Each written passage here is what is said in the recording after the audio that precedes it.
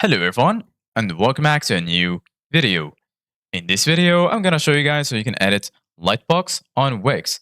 So if you guys want to learn how to do it, just follow the steps that I'm gonna show you. As you can see guys, I'm right now on Wix, and this is how the homepage looks like.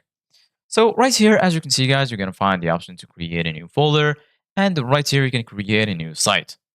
Here, as you can see, guys, you're going to find the list that includes all of the websites that you have on Wix.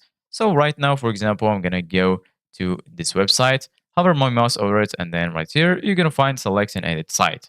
Go ahead and click on this option, and then just wait for the site to load, and then you're going to be here in your dashboard. So once you're here, just go to the left, and then here, as you can see, guys, you're going to find all of the sections. Here, you're going to find setup, home, getting paid, and so on.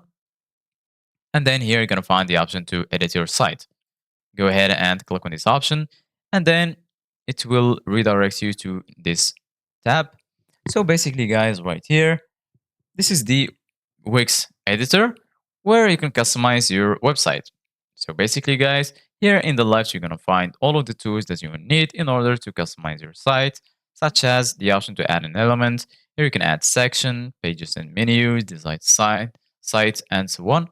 So I'm going to click on add elements first of all.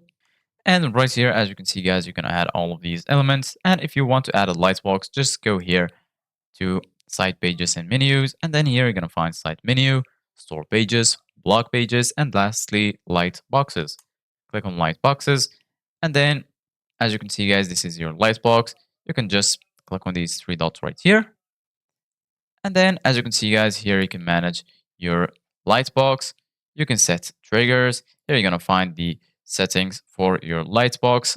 You're going to find also the option to for the design and so on. So this is it guys for today's video. Thank you guys for watching. See you guys in the next video.